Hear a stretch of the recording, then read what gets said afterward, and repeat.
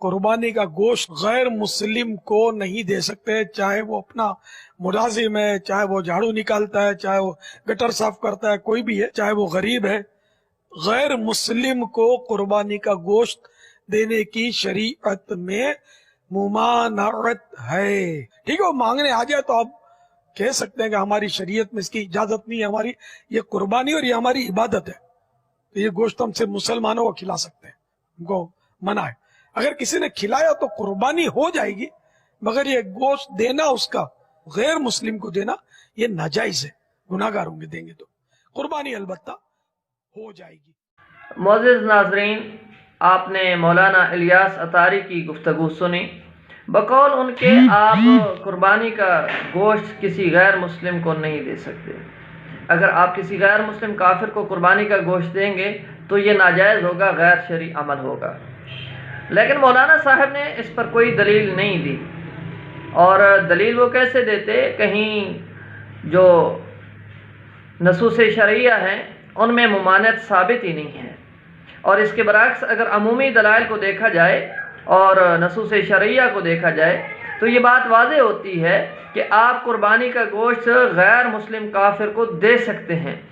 ऐसा काफिर, ऐसा गैर मुस्लिम जो हरबी नहीं है, आपसे जंगो क़िताल करने वाला नहीं है, आप उस पर खर्च कर सकते हैं। अल्लाह ताला ने कुरान मजीद में जहाँ ज़कात का जिक्र किया, वहाँ भी तालिफ़ क़ल्ब का जिक्र किया है।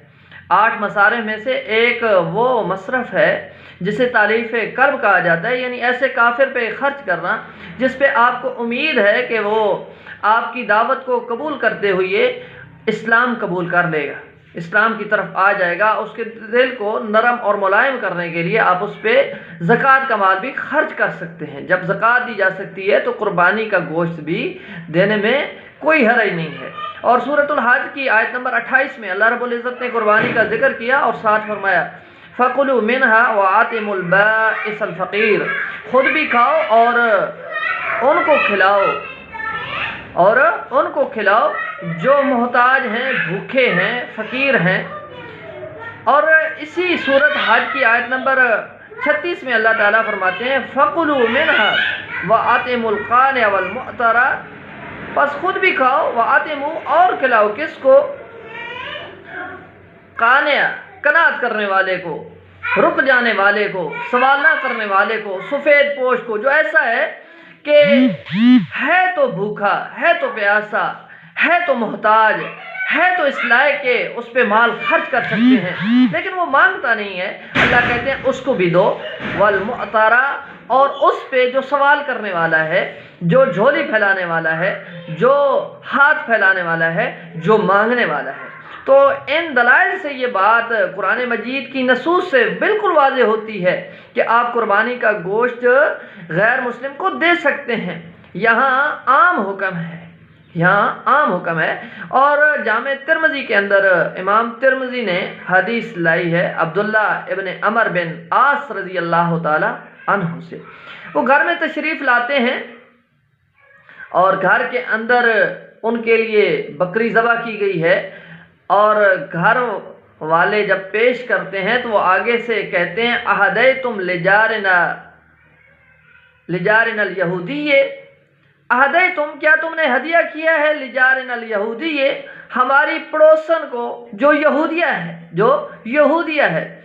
एक बार भी कहा, फिर कहा अहदै तुम लिजारिनल यहूदिये, 2 बार कह के कहा। अल्लाह के रसूल सल्लल्लाहु अलैहि वसल्लम फरमाया करते थे कि जिब्राईल ने मुझे पड़ोसियों के, हमसायों के हकूक़ के बारे में इतनी तलकीन की, इतना ज़ोर दिया कि मैं गुमान करने लगा कि कहीं पड़ोसियों के, हमसायों के विरासत में हकूक़ मुतअय्यन न कर दिए जाएं। और यही बात इमाम इब्न बाज़ जो मुफ्ती आज़म हैं, वो अपने फतावा जिल्द नंबर 18 और सफ़ा नंबर 48 पर नकल करते हुए फरमाते हैं कि ऐसा काफिर जो हरबी नहीं है, जो आपसे क़िताल करने वाला नहीं है, उसको आप कुर्बानी में से और कुर्बानी का गोश्त दे सकते हैं। तो मौलाना साहब, कोई बात करने से पहले कम अज़ कम बंदे को सोच लेना चाहिए कि जो बात मैं कर रहा हूँ कि इसके पीछे दलील क्या है। और याद रखना, दावा بغیر دلیل کے مردود ہوتا ہے، اسی طرح فتویٰ بغیر دلیل کے بھی مردود ہی ہوتا ہے، وہ نہیں مانا جاتا۔ تو آپ کی عمر آپ سے یہ تقاضا کرتی ہے کہ کوئی بات کہنے سے پہلے غیر ذمہ داری کا ثبوت نہ دیں، بلکہ ریسپانسبلٹی کو مد نظر رکھتے ہوئے اس پہ اگر دلائل ہوں تو وہ دلائل دیتے ہوئے اس کا اسبات ثابت کریں یا اس کی نفی ثابت کریں۔ بہرحال میں اللہ سے دعا کرتا ہوں کہ اللہ تعالیٰ آپ کو صراط مستقیم پہ لے آئے۔ وما علینا الا البلاغ۔